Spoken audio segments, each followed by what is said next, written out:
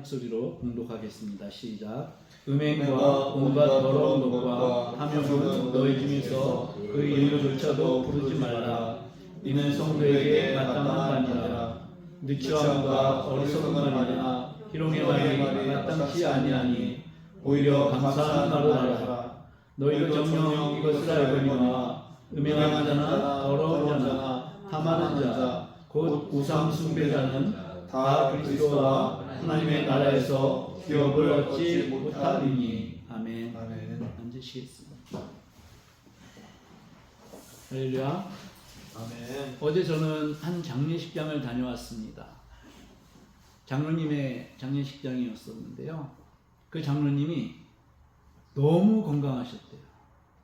그래서 앞으로 할 일들도 굉장히 많이 이 중부 연회에서 굉장히 많은 일을 하시는 장로님이셨습니다. 정말 건강하셨대요. 그래서 그분의 부고장이 떴을 때 주위에서 이 무슨 소리야? 이렇게 말할 정도로 이거 가짜 뉴스야 할 정도로 그렇게 건강하셨답니다. 그런데 이분이 주무시다가 그냥 가셨어요. 전혀 아프지 않았대요. 그리스도인의 죽음은 저희 소망은, 그리고 우리 많은 사람들의, 우리 성도님들의 소망은 그거 아닙니까? 하나님의 일을 열심히 하다가 그냥 잠자리에서 그냥 하나님 나라 가는 거. 가장 우리들이 선호하고 그렇게 기도하지 않습니까? 근데 자손들은 좀 아쉬움이 남는 거예요. 전혀 예상을 못했었는데 가시는 거를 한 사람도 보지 못하고, 그리고 아침에 가서 이제 그런 상황이 됐다는 거죠. 귀하게 그렇게 쓰임 받다가 가신 장로님께 참 축복이다, 이런 마음이 들었습니다. 사랑하는 성도 여러분, 여러분들께서 지금까지 인생을 잘 살아오셨는데요. 한번 생각해 보십시오. 여러분들이 가장 행복했던 순간은 어느 순간입니까? 잠시 떠올려 봐도 좋을 것 같습니다. 그리고 그 시절을 조금 누려봐도 좋을 것 같아요. 생각할 시간을 좀 드릴까요? 어느 때가 가장 좋았을까? 저는 아내하고 이렇게 어깨동무하고 시장을 돌아다녔던 게 너무 기억에 남고 그랬습니다. 그런데 성경에 많은 인물들이요, 이렇게 참 기가 막히게 좋았던 삶을 누렸던 때가 있습니다. 오늘 제가 생각나는 인물이 이사야, 그리고 베드로, 그리고 사도 바울이었습니다. 이사야는요, 열왕기상 18장에 보니까 그 바알 선지자들이 있지 않습니까? 450명과 호롤 단신으로 이 사람들과 맞섰습니다. 송아지 한 마리를 잡아놓고 그 바알 제사장에게 이렇게 말하죠. 너희가 바알의 이름을 불러라. 그리고 이 제단을 태워라. 누가 진정한 하나님인지를 좀 가리자. 바알 제사장들이 인원이 많으니까 먼저 시켰습니다. 근데 아침에서부터 시작했는데 낮까지 아무런 반응이 없었습니다. 엘리야가 조롱합니다. 야, 바알이 자나보다, 어디 갔나보다, 더 크게 부르짖어라. 그랬더니 바알 선지자들이 어떻게 해요? 자기 몸을 칼로 긋고 상처를 내며 피를 내며 그러면서 부르짖었습니다. 저녁까지 부르짖었습니다. 근데 결과는 아무런 효용이 없었죠. 근데 엘리야는 이렇게 합니다. 야, 이제 또랑을 파라. 또랑을 파고 거기다가 물 12통을 부어라. 그렇게 합니다. 그리고 하나님 앞에 기도합니다. 이 말씀 우리 함께 봤으면 좋겠습니다. 주보에 표시되어 있습니다. 열왕기상 18장 36절에서 39절입니다. 함께 읽겠습니다. 시작. 저녁 소재 들을 때에 이르러 선지자 엘리야가 나아가서 말하되 아브라함과 이삭과 이스라엘의 하나님 여호와여, 주께서 이스라엘 중에서 하나님이신 것과 내가 주의 종인 것과 내가 주의 말씀대로 이 모든 일을 행한 것을 오늘 알게 하옵소서. 여호와여, 내게 응답하옵소서. 내게 응답하옵소서. 이 백성에게 주 여호와는 하나님이신 것과 주는 그들의 마음을 되돌이키심을 알게 하옵소서 하며 이에 여호와의 불이 내려서 번제물과 나무와 돌과 흙을 태우고 또 도랑의 물을 핥은지라 모든 백성이 보고 엎드려 말하되 여호와 그는 하나님이시로다 여호와 그는 하나님이시로다 하니 아멘. 네, 엘리야 선지자는 많은 사람 앞에서 정말 하나님이 하나님이신 것을 드러내는 그 놀라운 기적을 행했습니다. 엘리야는 이런 추억이 있던 사람입니다. 또 베드로와 야곱과 요한이 예수님을 따라서 변화산에 올라갔습니다. 그 변화산이 어떤 산인지는 아직 밝혀지지 않고 있습니다. 그 변화산에 올라갔는데 예수님의 모습이 이 세상 사람의 모습이 아닌 거예요. 변모했습니다. 예수님의 모습이. 그리고 엘리야와 모세와 함께 말하기 시작합니다. 이 광경을 봤을 때 베드로가 이렇게 말합니다. 마태복음 17장 4절에서 5절을 보니까 베드로가 예수께 여쭈어 이르되 주여 우리가 여기 있는 것이 좋사오니 만일 주께서 원하시면 내가 여기서 초막셋을 짓되 하나는 주님을 위하여 하나는 모세를 위하여 하나는 엘리야를 위하여 하리이다. 말할 때 호련히 빛난 구름이 그들을 덮으며 구름 속에서 소리가 나서 이르시되 이는 내 사랑하는 아들이요 내 기뻐하는 자니 너희는 그의 말을 들으라 하시는지라. 사람으로서는 도저히 이해할 수도 없고 그런 광경이 베드로, 요한, 야곱에게 펼쳐진 것입니다. 그리고 또 사도 바울은 어떤 체험을 했습니까? 삼층천에 올라가는 체험을 했습니다. 당시 고린도 교회는 환상과 계시를 앞세워서 사도권을 핍박하고 거짓 사도들이 꽤 많이 있었습니다. 그러다 보니까 바울이 부득불 자신이 체험했던 것을 말씀을 합니다. 고린도후서 12장 4절에 이렇게 말씀합니다. 그가 낙원으로 이끌려가서 말로 표현할 수 없는 말을 들었으니 사람이 가히 이르지 못할 말이로다. 우리가 생각만 해도요, 이러한 체험을 하게 된다면은 우리는 결코 이 체험을 그냥 놓고 싶어 하지 않습니다.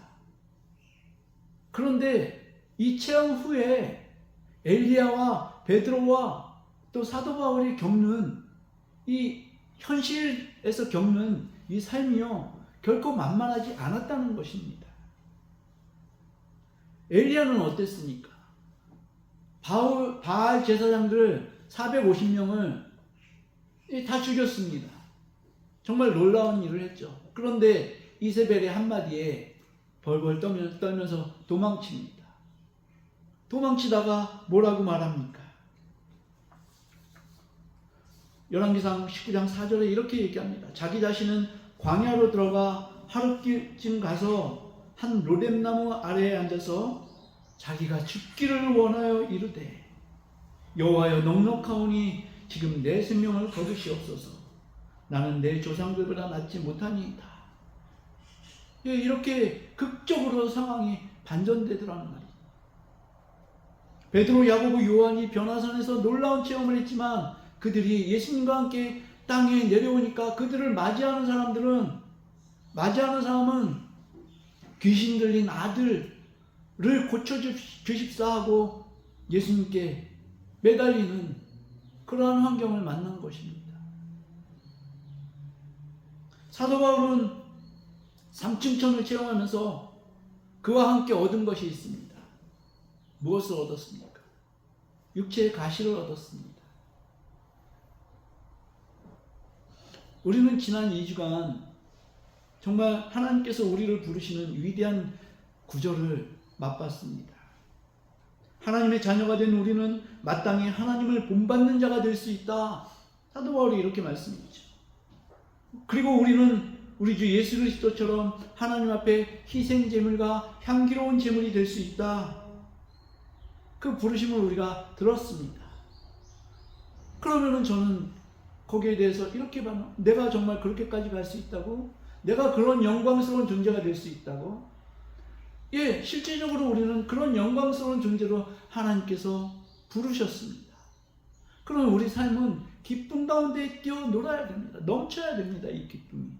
그러함에도 불구하고 오늘 말씀은 부정적인 단어가 엄청나게 많이 들어가 있는 말씀입니다. 입에 담기도 어려운 말씀. 사도 바울에 의하면 이런 것들은 생각조차도 하지 말라. 이런 말씀이 오늘 본문의 말씀입니다. 저번 주의 말씀과 얼마나 달라지는 말씀입니까? 영화로운 존재가 될 수 있고 성화에 이를 수 있고 이런 존재가 너희들인데 너희들은 음행이나 온갖 더러운 것이나 탐욕, 누추함, 어리석은 말, 희롱의 말을 버리라고 말합니다. 성경이 거듭난 사람에 대해서 너희들은 이제 됐어. 이제 그만 거듭나기만 했으면 됐어. 이렇게 말하고 끝나는 것이면 참 좋겠습니다. 그렇지만 성경은 그것이 성경이 아님을 스스로 밝히고 있습니다. 우리는 성경을 읽을 때 선택해서 읽는 것이 아닙니다. 성경을 성경대로 읽고 마음에 새기면서 그것을 삶에 적용해야 하는 것입니다. 우리는 새 사람이 되었지만 우리가 새 사람이 되었다고 하여서 온전하게 우리가 스스로 새 사람이 된 그 행동을 해나갈 수 없다는 것. 그것은 왜 그러니까 우리가 새 사람이 되었지만 아직도 우리 마음에는 죄의 DNA가 있고 죄의 형질이 그 본질이 아직 우리 마음속에 있다는 것입니다. 이것은 저절로 지워지는 것이 아니다. 이렇게 누누이 말씀을 드렸습니다. 우리 노래하는 거 굉장히 좋아하시죠? 노래하는 거 좋지 않습니까? 권사님 좋아하시는 노래 있으세요? 가끔 노래도 하십니까? 네, 권사님 노래 잘하실 것 같아요. 장로님이나 이렇게 보니까. 네, 우리 노래하지 않습니까? 노래를 하면서도 힐링을 얻습니다. 그렇죠? 뭐 심지어 트로트를 들으면서도 힐링을 얻기도 합니다. 그런데 삶을 노래하는 것은 너무 쉽다라는 말이에요. 뭐가 어렵습니까? 삶을 살아내는 것이 어렵다는 것입니다. 하나님을 노래하고 예수님을 노래하고 또 선지자들의 삶을 노래하는 것, 이것은 너무나 쉽습니다. 그러나 우리가 믿음대로 살아내는 것은 참으로 어렵습니다. 하나님 되게 우리가 살아내는 것, 이거 참으로 어렵습니다. 그래서 사도 바울은 계속 이런 말씀을 하고 있는 것입니다. 오늘의 말씀은 굉장히 부정적인 말이 굉장히 많이 들어가 있습니다. 그런데 성경은 여기서만이 아니라 부정적인 말씀도 곳곳에 포함하고 있습니다. 성경은요, 우리들의 삶이 다 들어가 있는 것이에요. 그래서 우리의 희노애락이 빠짐없이 다 들어가 있다는 말씀이죠. 그럼 이 부정적인 말씀이 왜 필요합니까? 부정적인 말씀이 필요한 이유는요, 네, 우리가 긍정적인 것, 좋은 것, 이것만 우리가 말씀으로 붙잡으면요, 그것은 성경을 남용하는 것이다. 이렇게 말합니다. 우리가 성경의 좋은 것만 붙잡으려 하는 그 이유는요, 우리의 연약함 때문에 그렇습니다. 삶에 어떤 일을 만날지 우리가 불안해요. 그러다 보니까 성경의 좋은 말씀들만 발췌해서 그것만 외우고 그 말씀만 붙잡습니다. 말하자면 이것입니다. 모든 것이 합력하여서 선을 이룬다. 얼마나 좋은 말씀입니까? 우리가 고난을 당할 때 이 말씀을 붙잡습니다. 네, 말씀 붙잡는 건 좋죠. 근데 이 말씀을 부적처럼 사용하더라는 것입니다. 범사가 잘 되고 영혼이 잘 되고 강건하기를. 기가 막힌 말씀이죠. 그리고 우리가 저번 주와 지난주에 보았던 말씀, 하나님을 본받는 자가 되고 예수 그리스도처럼 희생제물과 향기로운 제물이 되어야 하고, 이런 말씀만 붙잡습니다. 야베스의 기도 우리가 굉장히 많이 붙잡습니다. 원컨대 주께서 내게 복에 복을 더하사 나의 지경을 넓히시고. 네, 그런 말씀들 많이 붙잡습니다. 그런데 장성한 성도라면 성경의 전체를 받아들여야 합니다. 마음에 드는 성경 구절만 붙잡는 것. 네, 이것은 실제적으로 어린아이 같은 신앙을 가진 사람들만 하는 행태라는 것이죠.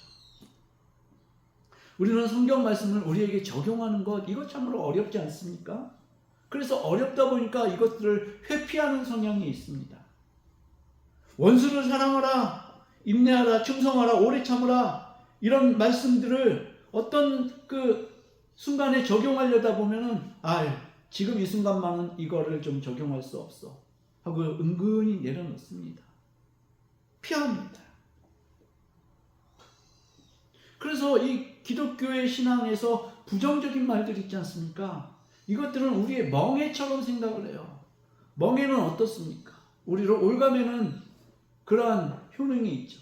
그래서 우리는 이것을 벗어버리고자 합니다. 온전히 멍해를 매야 되는데 이것들을 벗어놓고 회피하려고 합니다.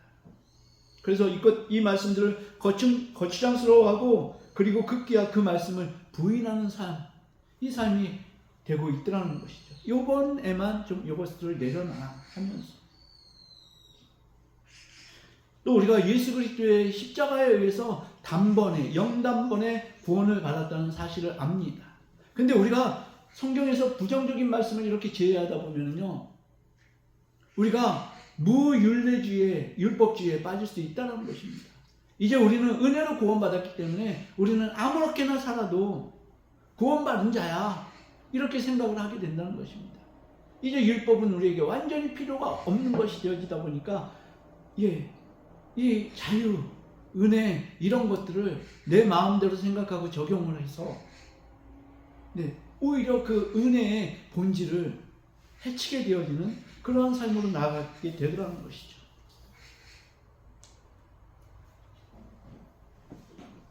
사도 바울이 이렇게 말씀하지 않았습니까? 거짓을 버려라, 참된 것을 말하라, 분을 붓지 말아라, 마귀에게 틈을 주지 말아라, 이런 말씀을 하고 있는데 우리는 이 말씀을 그냥 잊어버립니다. 귓전으로 흘려드립니다. 그래서 부정적인 말씀을 우리가 놓치게 될 때에요, 그냥 옛사람의 모습 그대로 사는 그런 위험 속에 방치될 가능성이 있다는 것입니다. 그래서 우리는 어떻게 해야 되니까 이런 부정적인 말씀까지도 우리 삶에 적용을 시켜야 됩니다. 우리 성도들의 삶은요, 끊임없는 영적인 전투입니다. 얼마만큼 영적인 전투이니까 우리가 거듭남에도, 그래서 새 사람을 입었음에도 불구하고 우리 주위에는 악한 영들로 가득 차 있습니다. 심지어는 우리의 마음에조차도 그 악한 영이 들어와 있다는 것입니다. 우리는 이 영적인 전투를 계속 싸워나가는 성도입니다. 영적 싸움은 이 부정적인 것을 우리가 인식하고 그것을 우리 삶에서 내어 쫓으려는, 이것이 쉽지 않은 삶인 것입니다. 그래서 우리는 마음과 뜻과 생각을 다해서 하나님을 사랑하고 이웃을 사랑하고 원수까지도 사랑하는 이 삶이 결코 쉽지 않다는 것이죠. 우리 속에는 아직도 부정적이고 악한 생각들이 남아있기 때문입니다. 심지어 우리는 예전에 그랬지 않습니까? 예수 믿으면 평안해져. 예수 믿으면 복을 받아. 평안해지고 복 받는 거 맞습니다. 정말 예수 믿으면 평안해지고 복을 받습니다. 아멘? 아멘. 아멘입니다. 그런데 예수를 믿었다고 편안한 삶을 산다? 살아보니까 어떻습니까? 그거 아니잖아요. 예수를 믿으면 더 바빠집니다. 권사님 그 먼 데서 여기까지 나오시면 얼마나 바빠요. 막 120, 130km 밟았을걸요? 네, 바쁩니다. 그리고 삶은 더 고단해집니다. 그 시간을 쪼개서 더 또 예배를 드려야 하니까 고단할 수밖에 없죠. 남들은 자는 시간인데. 그리고 또 어떻게 돼요? 내 것을 내놓아야 되니까 더 가난해지잖아요. 이것이 그리스도인의 그 삶인 것입니다. 믿음의 선한 싸움을 싸워야 하기 때문에 우리가 그렇게 할 수 있는 것입니다. 그저 가만히 있는 삶이 아니라 땅 끝까지 이르러 예수의 이름에 그 증인이 되어야 하고, 거룩한 삶을 우리가 살아내기 위해서 더 바빠지고 더 고단해지고 그렇게 되는 것 아니겠습니까? 우리 하나님께서 예수 그리스도를 이 땅에 보내신 이유를 우리가 정확하게 알아야 합니다. 우리의 구원에만 있는 것이 아닙니다.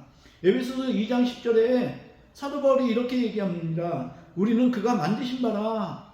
놀라운 표현이죠. 우리는 그가 만드신 바라. 할렐루야. 이거 같은 고백이 어디 있습니까? 우리는 그가 만드신 바라 그리스도 예수 안에서 선한 일을 위하여 지으심을 받은 자니, 선한 일을 위하여서 지음을 받았다고 말씀합니다. 그것이 하나님을 예배하는 일입니다. 이 일은 하나님이 전에 예비하사 우리로 그 가운데서 행하게 하려 하십니다. 하나님께서 우리를 거듭나게 하신 그 까닭은요, 우리를 선한 일을 하게 하기 위해서 그렇게 하셨다는 것입니다. 여기서 선한 일은 무엇입니까?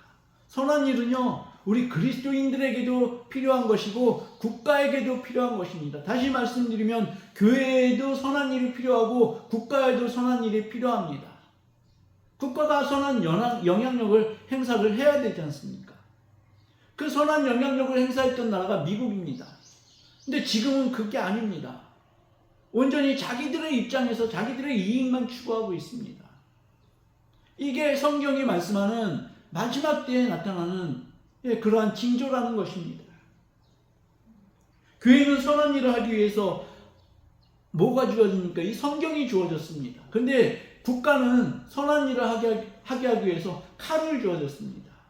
말하자면 살인이나 강도나 사기나 뭐 이런 죄들을 다스리기 위해서 형벌권이 주어진 것입니다.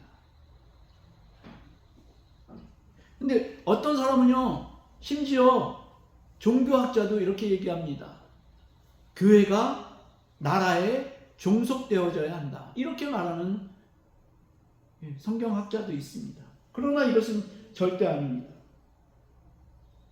교회와 국가는 당연히 분리되어야 하고 그 추구하는 바가 다릅니다. 완전히 다릅니다.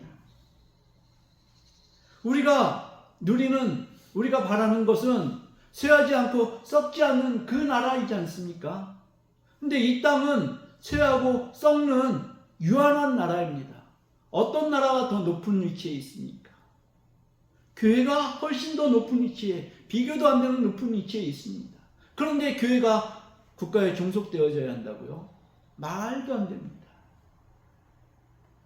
고린도전서 15장 54절, 이 썩을 것이 썩지 아니하면, 우리 육체가 썩을 것인데 썩지 아니함을 입고 우리 육체가 죽을 것인데 죽지 아니함을 입을 때에는 사망을 삼키고 이기리라.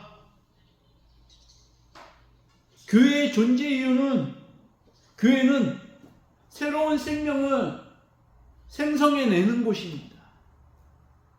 말하자면 구원받은 백성들을 불러 모으는 곳이 교회입니다. 예수님의 품으로. 세상에 제대로 된 인물들을 만들어내는 것, 그것이 교회의 목적이 아니고요, 교회의 할 일이 아닙니다. 교회는 하나님의 백성들을 생성해내는 것입니다. 물론 교회에서 장성한 자녀가 된다 그러면 세상에 나가서 옳은 일, 좋은 일을 더 많이 할 수 있습니다. 도덕적이고 윤리를 세울 수가 있습니다. 그러기 위해서 우리는 어떻게 해야 합니까? 더 많은 사람들을 구원받은 백성으로 우리가 모아야 하는 것입니다. 그러면 우리가 선한 영향력을 더 끼칠 수가 있죠. 예전에 교회 다녔던 사람들의 평가가 어땠는지 아시죠? 나 교회 다녀요. 이러면은 사람들이 그게 보증수표처럼 여겨졌던 때가 있었습니다. 아, 그럼 저 사람은 믿을 만한 사람이지. 초창기 때 그랬습니다. 성경을 말씀대로 우리가 적용하고 살려고, 그래서 거짓말하지 않고 자기가 죄진 것을 드러내고 그 회개의 역사가 있었을 때 한국 교회가 부흥하고 한국 나라가 도덕적으로 윤리적으로 더 많이 깨끗해졌던 그러한 시대가 있었습니다. 그런데 지금 어떻습니까? 교회가 교회의 역할을 못하다 보니까 더 영향력, 더 선한 영향력을 세상에 주지 못합니다.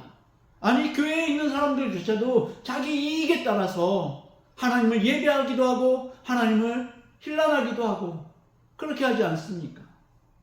그것이 현 시대가 된 것입니다. 지금 그래서 우리나라가 6월 3일 날 지방에 선거를 하죠. 가장 좋은 것은 전부 여기 그 후보자들이요, 전부 그리스도인이면 좋겠어요. 그러면은 아무나 찍어도 되지 않습니까? 그 사람들이 성경 말씀에 의거해서 사는 사람들이라면. 근데 지금 그렇지 않잖아요. 그 숫자도 너무 적지만 지금 국회에 들어가 있는 또 정치라는 많은 그리스도인들이요, 그리스도인으로서의 어떤 선한 영향력을 미치지 못하고요, 그냥 정당의 이기주의에 따라서 거기를 쫓아가고 있는 그러한 실정입니다. 그래서 정치가 사람들에게 어떤 희망을 주지 못하고요, 정치에 깊이 빠져들게 되면은 상대방을 미워하고 증오하고 혐오하고 막말 내뱉고 이것이 전부가 되어진 그러한 대한민국이 되었습니다. 저는 진짜 요새는요, 울고 싶어요. 나라를 위해서 울어야 됩니다, 우리가.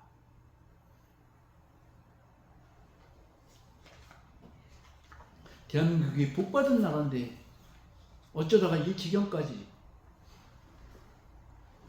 네. 그런데 또 한편으로는 보게 되면은 이게 말세의 징조 아닙니까? 네. 하나님께서 다스리시는 그때가 점점 더 다가오고 있다. 저는 그러한 반증이라는 생각이 들기도 합니다. 우리는 그리스도인입니다.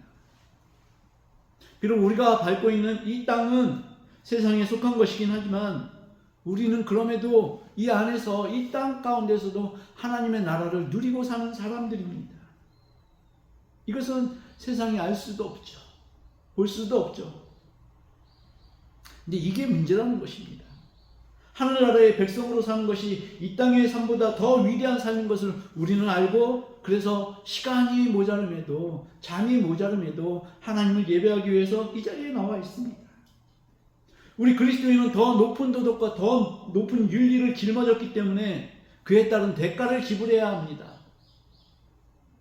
성도의 삶이 힘듭니다. 정말 힘듭니다.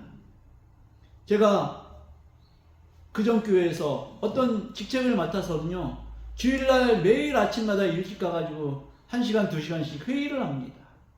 제 속에는 의문점이 들었죠. 목사지들은 이해할 일만 하니까 괜찮지. 그런데 나는 세상 생활도 하고 여기 와서도 이 일을 해야 돼? 하는 그런 불만이 있었습니다. 어리석은 저를 용서해 주십시오. 정말 그런 의문이 들었습니다. 그리고 너무 힘들었습니다. 그런데 맡겨졌으니까 해야죠. 이 대가를 지불하는 삶입니다. 대가를 지불하기 위해서는 가장 필요한 것이 이 삶이 우리가 즐거워하는 그러한 삶이 되어야 하는 것이 우리가 이전에 어떤 사람인가, 여기서부터 출발하면 되는 것입니다.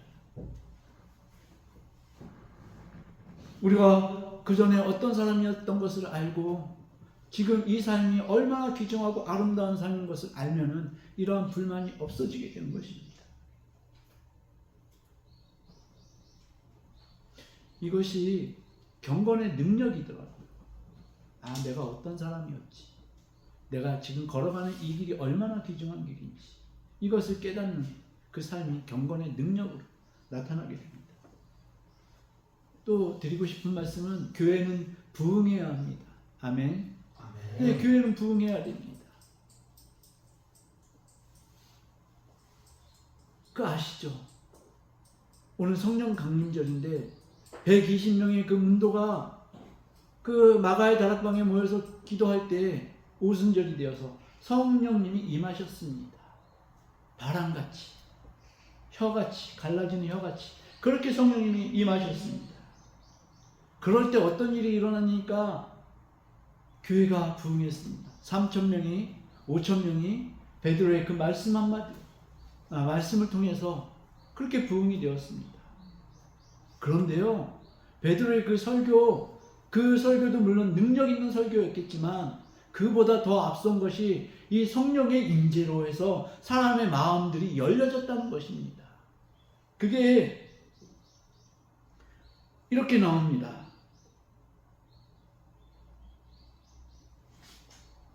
사도행전 몇 장에 나옵니까?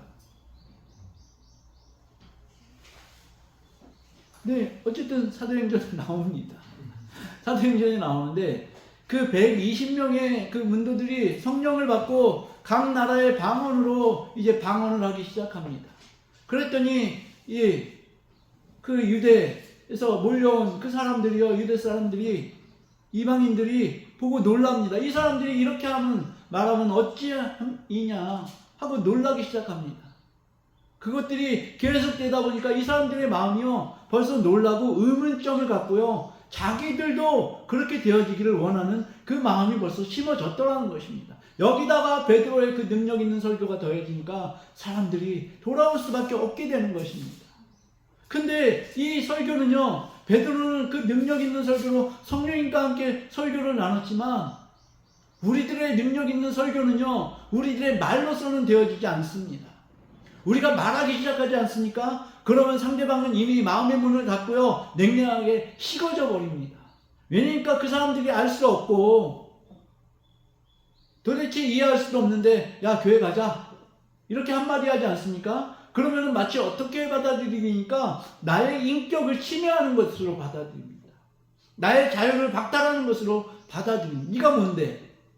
당장에 이렇게 나옵니다. 그래서 이제는 우리는 어쩌면 언어를 버려야 하는 시기가 왔는지도 모르겠어요. 우리의 행동으로, 우리 속에 있는 그 선한 영향력으로 우리가 살아내고 원수까지도 사랑하는 그 모습을 보이면은 그때야 그들이 물어올 겁니다. 야, 어떻게 된 일이냐? 너는 어떻게 그 삶을 살 수 있는 것이냐? 이게 성령님께서 마음을 열어주시는 순서인 것 같습니다. 그렇게 될 때 사람들은 마음의 문을 열고 여기에 대해서 궁금해함을 참지 못하고, 야, 같이 가볼까? 네가 누리는 그 평안함, 평강 가운데 나도 한번 누릴 수 있을까? 하고 물어오게 될 것입니다. 그것이 실제적인 전도가 되어지고 있는 그러한 시대가 되어졌습니다. 우리의 언어 때문에 변화되어진 것이 아닙니다. 우리의 삶 때문에. 네, 이런 영향력을 우리는 계속 보여줘야 합니다. 하나님을 사랑하고 이웃을 사랑하고 원수까지도 사랑하는 그 사랑으로 써만이 우리가 행할 수 있고 전할 수 있는 것입니다. 할렐루야. 아멘. 사도 바울이 말씀하는 부정적인 것을 철저하게 떼어내고 우리가 예수 그리스도를 사랑하는 마음으로 행하게 되면 세상이 기이히 여기면서 이것이 어떻게 된 일인지 궁금해하고, 그러한 삶이, 그러한 전도가 우리 가운데 있게 될 것입니다. 그래서 우리의 삶은 더 어려워지고 더 시간이 공공해지고, 그렇지만 그 삶이 참으로 하나님께 복받은 삶인 것을 우리가 인정하고 인식하고 살아가는 그 삶이 중요합니다. 오늘 성령 강림절로 성만찬식을 하게 되었습니다. 요 앞에 이제 그 조지아에서 온 포도주를 따라 놨거든요. 포도주 냄새가 아주, 네, 그냥 냄새만으로도 취할 것 같습니다. 실제로 우리가 예수 그리스도의 진정한 제자라면 이러한 냄새가 나지 않겠습니까? 이러한 향기가 나지 않겠습니까? 네. 그러한 향기 나는 여러분들 되시기를 주님의 이름으로 축복합니다. 아멘. 네, 우리 이제 성만찬식을 하겠습니다. 장로님.